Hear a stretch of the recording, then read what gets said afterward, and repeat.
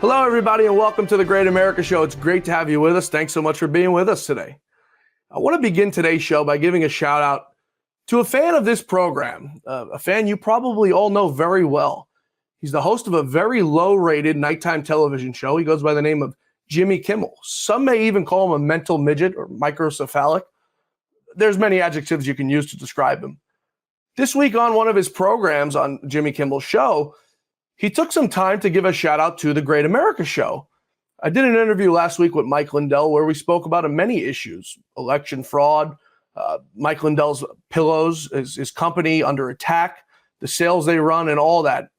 Jimmy took it upon himself, because I guess he watches the show or his producers watch the show, to give us a shout out. Take a listen. And then we have the My Pillow man, Mike Lindell, who spent all of his money chasing election windmills. He's still yelling about 2020, but ironically, the numeric conspiracy crazies are now coming for him. A week and a half ago, they go after a price point of 88 or 1488. It was the number one story in the world, all the way to the Daily Mail in the UK, trending. Mike Lindell is a Hail Hitler. Eight is the eighth letter in the alphabet, and it says 88. And I'm going, are you kidding me? This was right before we were doing a commercial with 1988, 1888, and 1488. I said, and people are coming, are you going to apologize? And media is coming, are you going to apologize and change your ad? I'm going, absolutely not.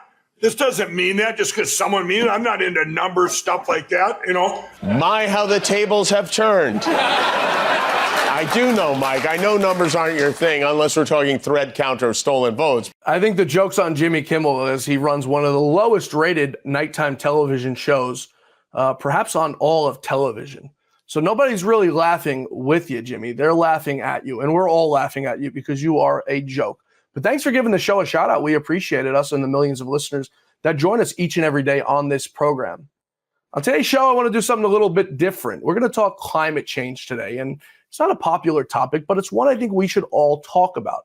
We've had 2 hurricanes now in the past 2 weeks across this country, from the south up to Florida, to affecting people in Georgia and South Carolina, destroying homes and tearing them apart. The Democrats never let an issue like this go to waste. They use every bit of it they can to try to cause more control and divide in this country. And you name it, from the people on MSNBC to CNN to even Bill Nye The Science Guy and Joe Biden and Al Gore. They all use it to their benefit, and they use it to try to get more power out of us and more power out of this country. Our guest today is Marc Morano. He's the founder of ClimateDepot.com. And I trust Marc on climate more than I do our president of the United States and any of his minions that go out on mainstream media each and every day to peddle their nonsense and BS. Marc, it's great to have you. Thank you so much for joining us today on the Great America Show. I got to be completely honest with you. The only reason I have you on today is because I couldn't get a hold of Bill Nye. I really wanted to talk with Bill. I couldn't get a hold of him. I reached out to him, Twitter, his phone number, his email. He wouldn't come on the show. I want to play for the audience the reason why I wanted Bill Nye on the program. Take a listen. The other side, as we often call it, has no plans to address climate change, no plans for long-term dealing with these sorts of problems. If you have young voters out there, encourage them to vote. People say, what can I do about climate change? If we were talking about it, associating it with big storms like this, that would be really good. But the main thing is vote. Thank you. And Bill, very quickly, how much of an impact do you see climate change playing in all of these explanations that you've given us? How much do you see climate change as being a part of that? Oh, it's no question, everybody. Look, in climate science, everybody has been studying this for years. Everybody has been commenting, scientific papers have been written about how warm the ocean is around the Florida Peninsula. And it's this warm water that is driving these storms and enabling it to have to intensify so quickly. Everybody, be careful out there. Let's get through this. Marc, I'm sorry I just wasted 2 minutes of your life listening to that. I often refer to people as useful idiots on this show. Bill Nye is a useless idiot. What do you make of it, of Bill Nye, the science guy? Well, first of all, he says we have no plan to address climate change, and that's correct. Just like we have no plan to address continental drift, we have no plan to address sunrise, sunset, we have no plan to address things that have happened on the earth for millennia, right? The idea, and he says it very clearly there, this is medieval witchcraft. If you want to change the weather, if you want to make hurricanes less intense and get rid of extreme weather, you have to vote the right way. We can vote ourselves to better weather. That's literally the message of Bill Nye, the science guy, so-called. And it's just absolutely amazing. When you look at this Florida hurricane, I mean, there is, first of all, less damage than feared, which is good, but it did make Category 3 landfall, which classifies it as a major hurricane. There was a flood surge, winds, a lot of tornadoes that they counted. So, yeah, extreme weather always happens. Florida is the epicenter for hurricanes in the United States. And the idea that this was unusual, unprecedented, if you go to Climate Deep on my website, I go back, centuries to show you all the other hurricanes that have not only hit Florida, but the Tampa Bay area, some being in 1848, 1921, a very similar size and strength, probably worse, given that when it landed, it wasn't as bad as they were going to claim. We also know that global hurricane activity, it's called accumulated cyclonic energy, called ACE, is either no trend or declining trend since at least 1970, and that's looking at all the factors of a hurricane. We know that landfalling hurricanes are declining. We know we went through a 13-year period without a Category 3 or larger hurricane making landfall in the U.S. from 2005 to 17. We have a lot of evidence that hurricanes not only are not getting worse, but they're just not quite as bad as they were. The 1940s were the worst decade for landfalling hurricanes in the U.S. So the idea that this hurricane means you should go out and vote for someone who says we're going to take climate action is frankly bonkers. It's frankly medieval witchcraft. This is, and by the way, I'm not questioning anyone's intelligence, and here's why. I am. Well, here's the thing. During the Salem witch trials, all the judges who condemned the women and accused them of witchcraft for crop failure, for famines and bad weather, the majority of those judges who condemned these women for witchcraft were Harvard educated. They were the best and brightest of society. Nothing has changed. There's something about the elite class, the Ivy League, and I'm sorry if I'm sounding anti-snobbery here or, whatever you want to call it. There's something about them that they're willing to believe such fantastic. They think they basically can control everything. They're the brightest. They're the smartest. They've been to the best schools. And they have the great family lineage that supports all this. And the idea is we can plan all this out. We can control the weather. Now, it's a whole nother story if you're getting into, cloud seeding and other things and weather modification. But I'm talking, they actually think they can regulate it through carbon taxes, through cap and trade, through UN climate treaties, through giving up hamburgers, through restricting our travel, through banning gas-powered engines. This is scary stuff because I'd say almost half the U.S. electorate buys into this crap. I'd even argue with you about something, Mark. I think that over the last 15 years or so, we've seen some of the dumbest people coming out of Ivy League schools, whether it be Barack Obama, Elizabeth Warren. You can go down the list of these people who have ruined our country and destroyed our country. I heard President Trump saying the other day, the biggest threat to democracy is stupid people. And the truth of the matter is most of them came out of Ivy League schools. I want to play a clip from you while we're on the topic of Bill Nye. This was Bill Nye during COVID. Now, science extraordinaire, scientist, whatever you want to call him. It's a homemade face mask. It has just 2 layers of cloth with a pipe cleaner sewn in to help it fit against the bridge of your nose. And it blocks the movement of air very effectively.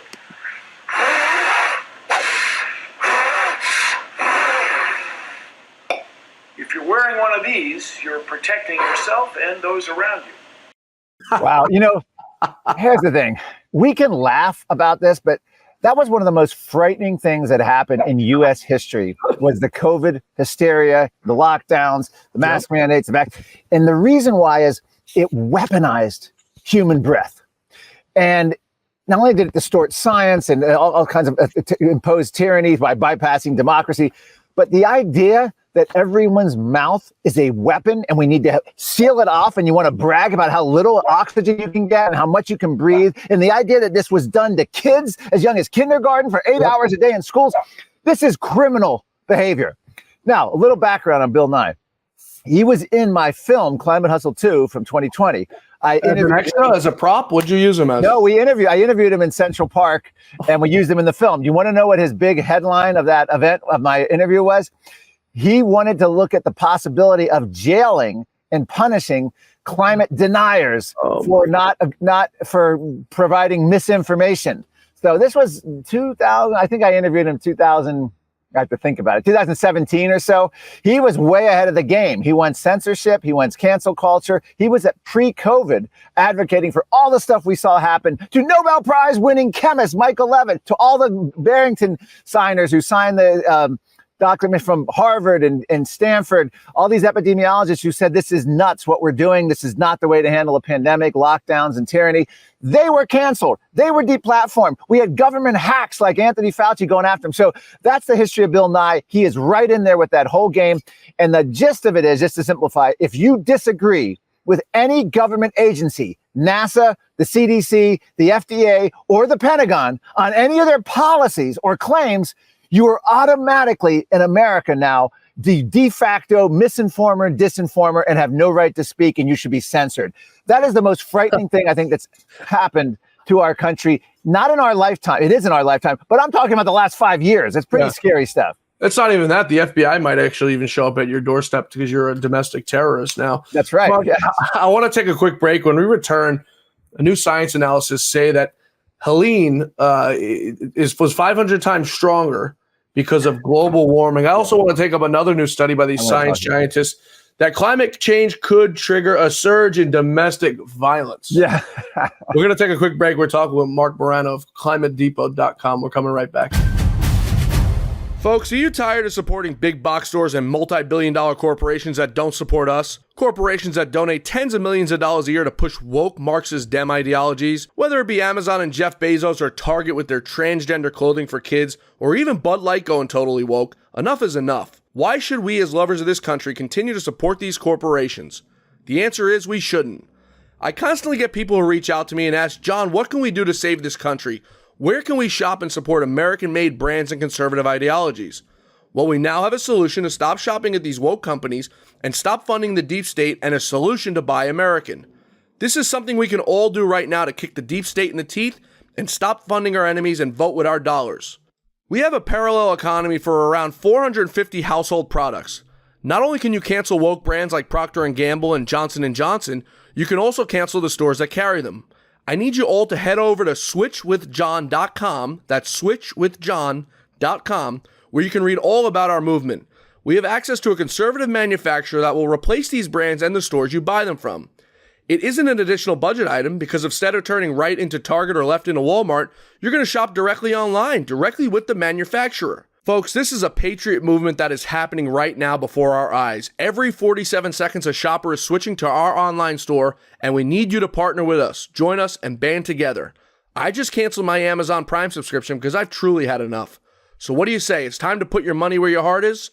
Join us today and help save this nation. Go to switchwithjohn.com. That's switchwithjohn.com to learn how you can join thousands of other patriots and help take this nation back. switchwithjohn.com. We'll see you there. We're back. We're talking with Marc Morano of ClimateDepot.com. Marc, scientists, brilliant people, Harvard educated, Oxford educated, have done a study, and they say that Hurricane Helene was more likely, the hurricane we saw just before Milton, 500 times more likely because of global warming. What are these people talking about? This is the lowest form of, what would you call it? Manipulation, propaganda from the climate activists. Okay, what they do is they get these studies. Now, first of all, just to understand, when they talk about a hurricane or tornado, even the United Nations admits hurricanes, floods, tornadoes, wildfires, and droughts, there's either no trend or declining trends on climate timescales of 30, 50, 100 years. The peer-reviewed literature is very clear on this. In other words, droughts were much worse earlier in the century. Tornadoes have declined, big tornadoes especially have declined since the 1950s. They have more tornado counted because they have better systems in which to capture every funnel cloud now. Droughts, wildfires down radically since the 1920s and 30s. Global wildfires are down. I mean, you name it. Flooding globally is down. I mean, everything. So what do? They get an extreme event and they say, well, we're going to do a study on that. They do a modeling study, a predictive study. And they say, We assume that carbon dioxide is the control knob of the climate, and we're going to say, how likely is this storm? Could this have happened without our additional CO2 in the atmosphere from human breath and driver? And they come up with all these numbers like you just claimed. Now, extreme weather expert Dr. Roger Pilkey Jr. just last week, and this is posted on my website, Climate Depot, talks about this is called extreme weather attribution. And it's research. They admit, you know, the basis of this, it's performed explicitly to serve legal and political ends promoted via press release. In other words, make a good headline. When they talk about attribution, you may as well have a seance with people like that talking to the dead, because that's what that's like. So in other words, if it's more likely by 30 times, whatever the number they make up is, why are hurricanes not worse than they were in the past? Why does the UN even admit it? Why does the U.S. National Climate Assessment, literally written by climate activists, forced to admit that extreme weather is not worse? Because it's not worse. And that's why they have to do it. So that's where they come up with these studies, and they're just speculative studies. Everything they say, everything out of their mouth is climate ambulance chasing. Just think of it like a school shooting.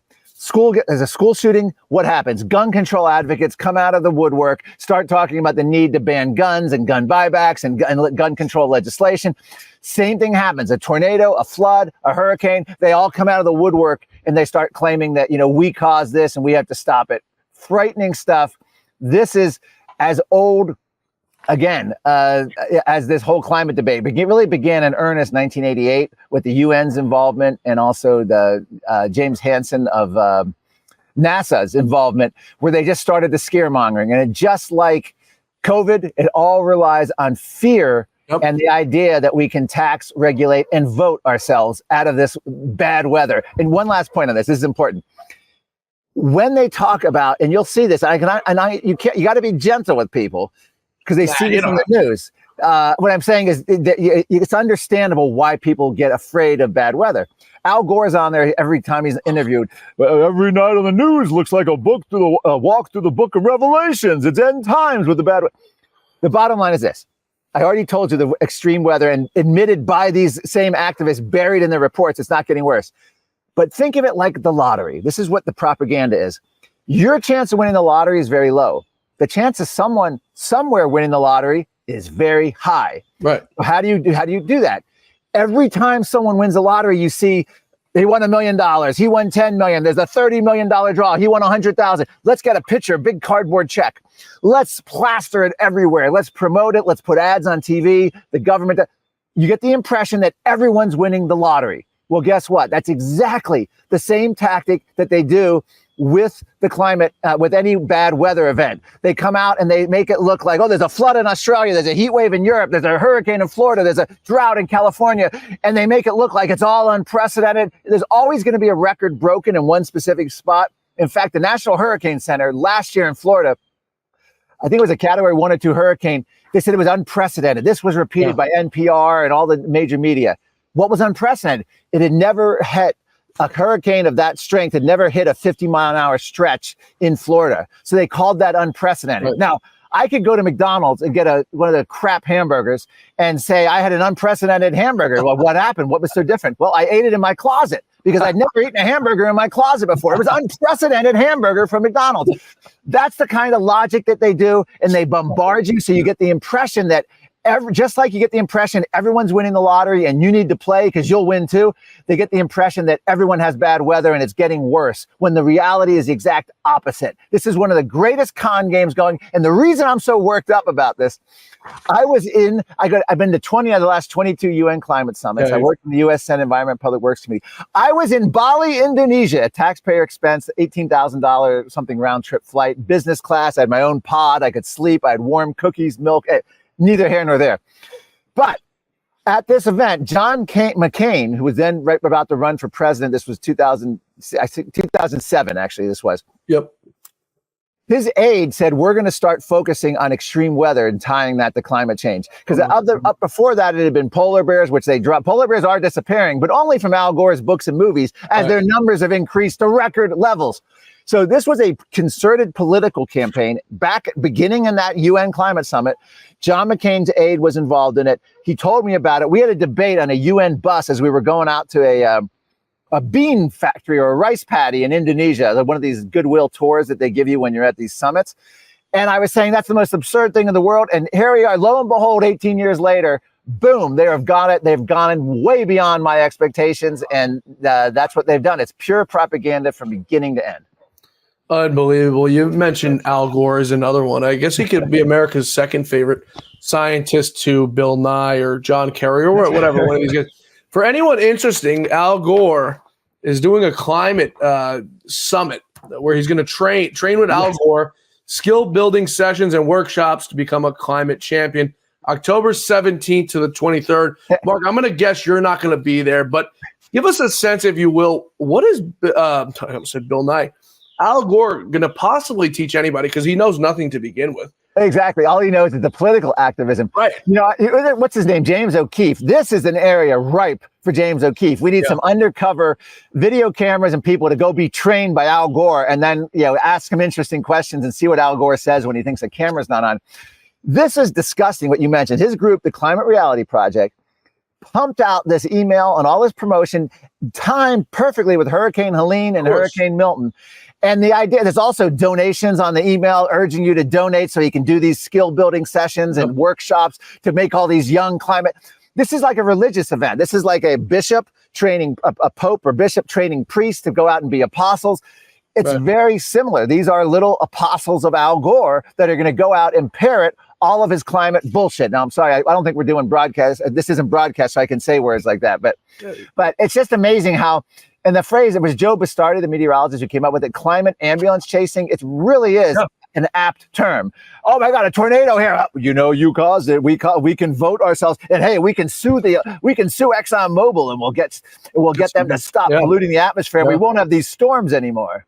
This is a headline from CBS, and I couldn't help, as I do my morning reading, come across this. And any climate news, I got to be honest, Mark, I go to climatedepot.com. There's extensive amount of things there. I don't even know how you keep up with it. This is a headline I got from CBS. Quote, Americans are flocking to U.S. regions most threatened by climate change. This was a survey. They actually paid to have the survey done to find out that people are moving to Florida, and they say it's for, better jobs and cheaper housing. I mean, these people have run out of things now and run out of people to blame for climate change. Now they're blaming Americans for moving down to Florida because they want a better life when and fleeing New York for high taxes and crime. And these politicians only make it worse. Take a listen to our president, our commander-in-chief, Joe Biden, at a press conference this week when asked about what he's going to do for these hurricane victims. About his plans relating to retaliation. He's coming over to help with the storm. Mr. President, have you spoken with former President Trump at all? Are you kidding me? Mr. President Trump, former President Trump, get a life, man. Help these people. Will you hold him accountable? You said you were going to hold those accountable. Public will hold them accountable. You better than the press hold them accountable because you know the truth. Do you plan to speak with former President Trump? No. President Trump, former President Trump, go help those people. Mark, when you have politicians like this, I mean, how do you got Bill Nye out there saying that we need Democrats in there, presumably he's talking about Democrats. I don't think he's talking about Republicans to fix climate change. I don't know if Bill Nye realizes, I guess I don't know if Joe Biden's actually running the country. Maybe he is, maybe he isn't. But the Democrats are in power right now. It's the Senate. Can't get anything through the House without the Senate. They control that. Why did we just have this historic, unprecedented hurricane with the Democrats in power? Great. You bring up a very good point, John. In 2015, the U.S. signed the UN Paris Agreement to stop global warming. You know what? John Kerry, President Obama both bragged that this will be the day that our children and grandchildren will thank us. We've saved the earth. Every world leader chimed in. This is a great day. The earth is great. We've finally confronting the challenge. A year later, we unsaved the earth. We had to do it all over again. They needed more. They had to ramp up net zero. They had to keep. This is what happens every time. There's no metric. No way to measure when you're going to ever decide climate change is solved. So they push you to do something. They get everyone lobby. They pass it. They praise it as save it, and then they end up having to resave the earth ad nauseum into the future. And by the way, just one aside. This is off topic, but when you see Joe Biden, the way he walks, the way he acts, It was the greatest blunder in the history of politics if Donald Trump loses to ever agree to an early debate. That was such a setup by the Democrat donor class and establishment to set up Joe Biden being dumped from the ticket. They knew what he was like. They wanted him to be exposed in June. Donald Trump sort of said, I'll be happy to do it, but let's do it, mid-July or early July. Something that would have been even tighter frame. And that was a blunder on his part to agree to such an early debate. It was a clear trap. The Republicans fell in it, and they got rid of an easy win. After seeing all these things about Joe Biden slipping up, and he has been slipping up for the last almost 4 years, even longer than that, I think Joe Biden hates Kamala Harris more than he hates Donald Trump. I mean, it's debatable, but I often talk to people, and they say, I think Joe Biden's voting for Trump because of what Kamala Harris and the cabal did to him. I want to take one more quick break here. And on the other side of this break, we're going to take up that domestic violence increase as a result of climate change. I also want to take up something else, and this is also from ClimateDepot.com. Kamala Harris and Joe Biden are sending electric chainsaws to the Carolinas to clean up from the hurricanes because gas obviously causes pollution. We're talking with Marc Morano of ClimateDepot.com. We're coming right back. A large retail store just canceled a huge order, leaving us with a ton of extra MyPillows. But you know what? That's their loss. I'm going to make it your gain. For the first time ever, you get standard classic MyPillows for wholesale prices, only $14.88. I can't believe I'm even saying that. Only $14.88. But it gets even better. For a limited time, I'm going to offer my entire classic collection at wholesale prices. Upgrade to a queen size MyPillow for just $18.88. King size only $1 more. Get my body pillows for $29.88 and multi-use MyPillows for only $9.88. So go to mypillow.com or call the number on the screen. Use your promo code to take advantage of wholesale pricing for the first time ever on TV, including my standard size MyPillow, only $14.88. They've never been offered this low before. We have limited quantities at this price, so limit's going to be 10, and once they're gone, they're gone. We're back with Marc Morano of ClimateDepot.com. Marc, I don't think it gets much dumber than this. It's almost like sending electric vehicles down to a place that has no power. They're sending electric chainsaws down to the Carolinas to help clean up a mess. And as you put it on your website, this isn't a Babylon Bee story. This is real news. What is up with these people, Marc? It's now hurricane recovery efforts are zero emission. That's the way to do it. It's the same logic where you have in California, Gavin Newsom banning gas-powered cars, mandating you drive an electric car on one day, and then 3 days later announcing that you can't charge your cars because California has no electricity. In other words, state with no electricity mandates cars that only run on electricity. That's the same logic. So if people without power, send them EVs and electric chainsaws and electric. It's insane. And not only that, but you have the North Carolina officials warning of anyone with a Tesla, any electric or EV car about the connection with water and how they're ruined. This is a story, Miami Herald. Hurricane Milton, flooded electric cars are going up in flames. This was just posted today, about 10 hours ago today. This is a serious problem. Anyone who wants to buy an electric car, great. You want to experiment, second car, you want to pay that kind of money, you want to deal with it, fine. Do not force us. Do not ban their competition. If electric cars are so great, I always bring this up. Why would you have to ban the competition? In other words, it's like Muhammad Ali. I'm the greatest of all time. And then you go into the ring. It's like, well, where's your opponent? Let's have the champ. I'm so great that I don't need to fight my opponent. We banned them from the ring. That's what they're doing with EVs. They're so great. Everyone wants one. That's why they're only 7% of sales. And you need subsidies, mandates, tax credits, and you got to have corporate government collusion to even get to that 7%.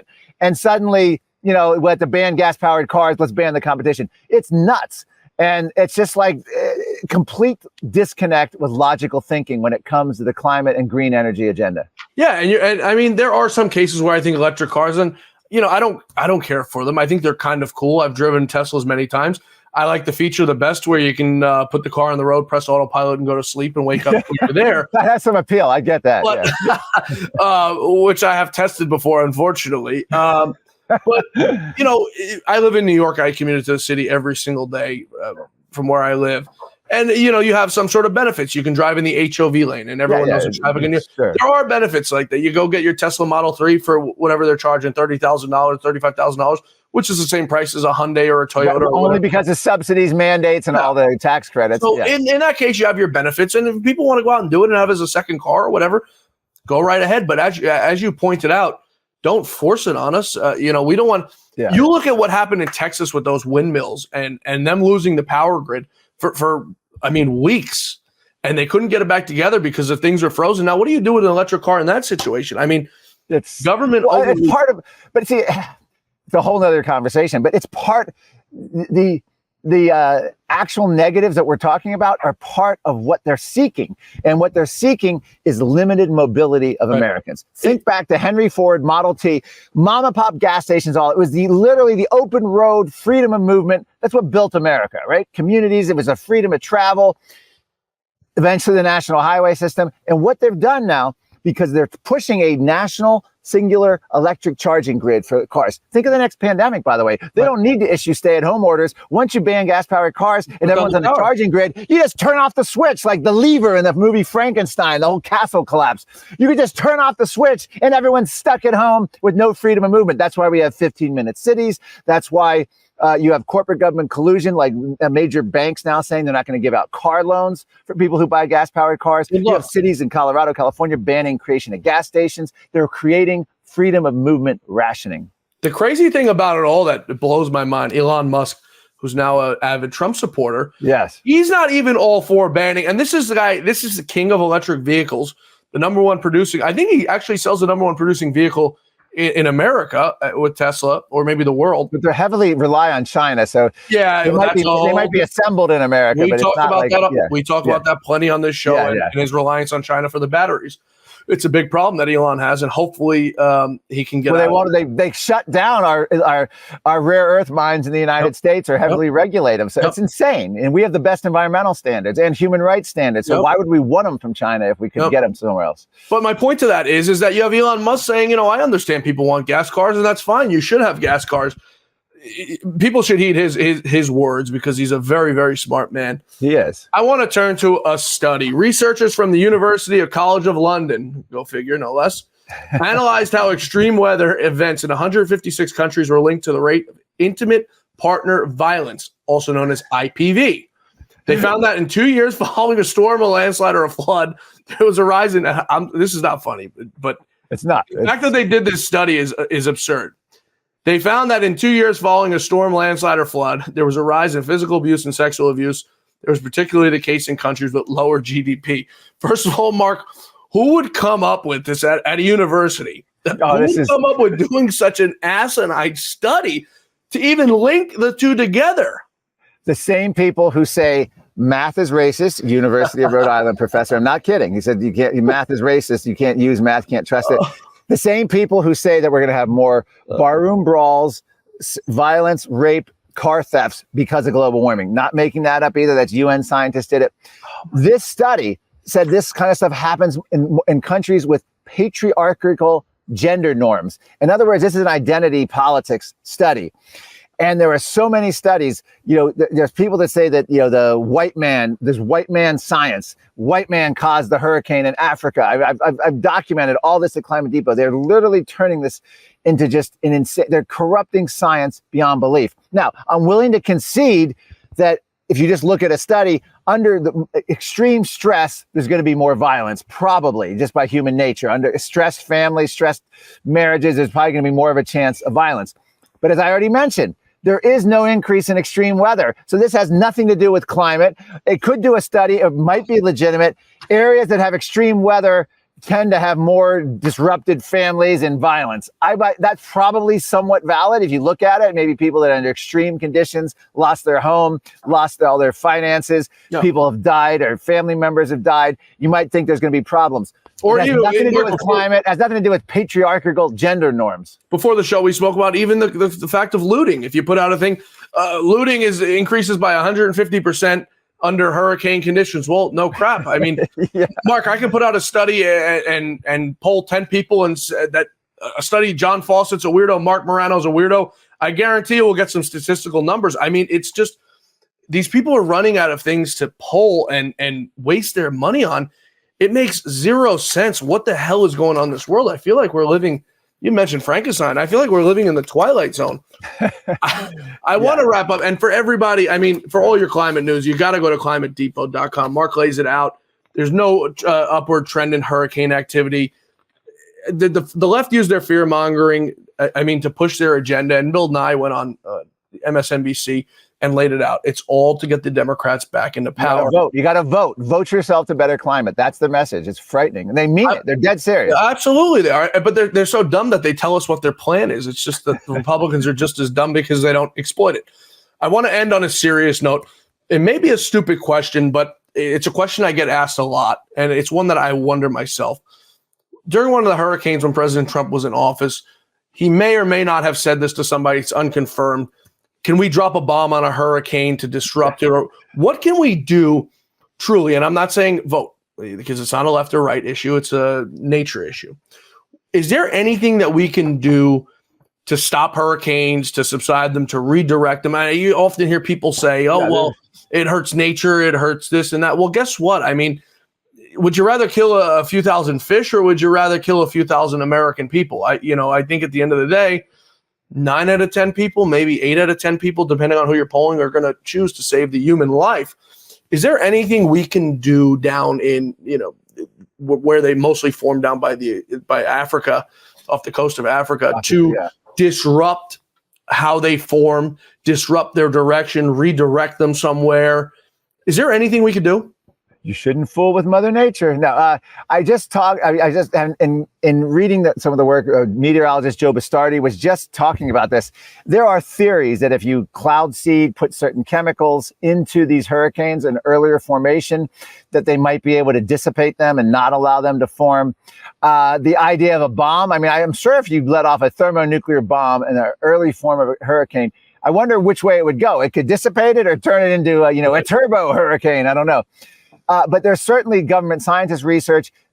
China has its own Department of Weather Modification. Russia has its own. Joe Biden actually said, we can't control the weather yet. We have scientists who talked about the Vietnam era and how they use cloud seeding to try to increase the rains, to flush out the Viet Cong. You have at least 12 Western states putting on these pollutant and chemicals in the sky to create more rain. The Soviet Union, Russia has been bragging about creating snowstorms, at least local levels. So there are teams, let's put it this way. At the end of Raiders of the Lost Ark, we all remember the line, what happened to the Ark? Top men are looking at it. Well, who are these men? They're top men. Right. Well, we can be assured that there are top men in the U.S. government researching different ways. And there are legitimate ways that we could look at, but it's all very risky and destabilizing things. We also have people like Bill Gates giving money to Harvard University to add chemicals in the sky to block the sun to cool the earth. Kind of nuts. So I don't know. At this point in our lives, I don't want the government messing with any of this, unless it's something that we can all agree on. The problem is the government doesn't work that way. It's all going to be done in secret. It's all going to be, need to know basis. And it's pretty scary stuff. I don't think they have the capacity of even close to it yet to do that to a hurricane yet.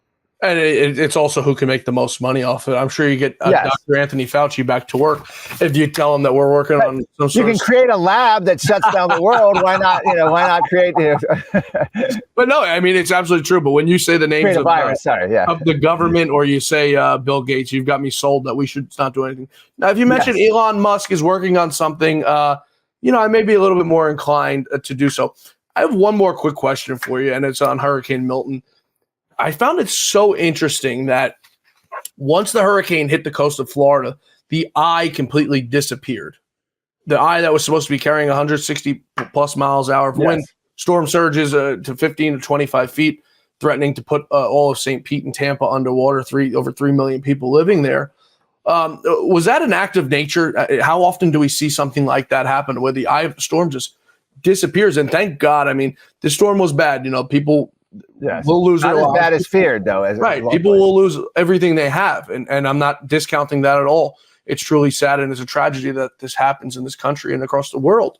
But, was that an abnormality when we saw that eye disappear, or is it an act of God? A hurricane needs the water to fuel it. So any hurricane that gets over land immediately dissipates. Think of it almost like a lighter. You have butane lighter, and once you turn the butane off, the flame's going to disappear. But yeah, a lot of times it depends on a million different factors. Crosswinds, the kind of land it's going over, the temperature, and how fast versus how slow it's going on the land. But generally, the eye and the strength will immediately start dissipating the second it hits land, because the source of fuel, like butane for a lighter, is just been cut off for it. So I don't know. I can't answer your question directly on the history of how fast an eye dissipates. But even when they dissipate, you can usually see a remnant of the eye, for a little bit. And then sometimes if it crosses Florida, it could reform. I don't think that's going to be the case here. All the projections I've seen is it goes out to sea, but sometimes it can reform and hit, the East Coast up, whether it's New Jersey, New York, or even higher on the East Coast. So you just never know what these hurricanes are going to do. But land is a killer for hurricanes. They zap them of strength and the eye.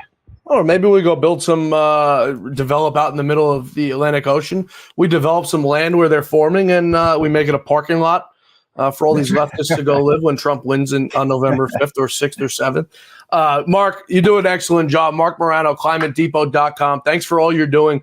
I wish we saw more of you on the mainstream media instead of guys like Bill Nye, because you actually bring a point of view that makes sense and a point of view that has truth.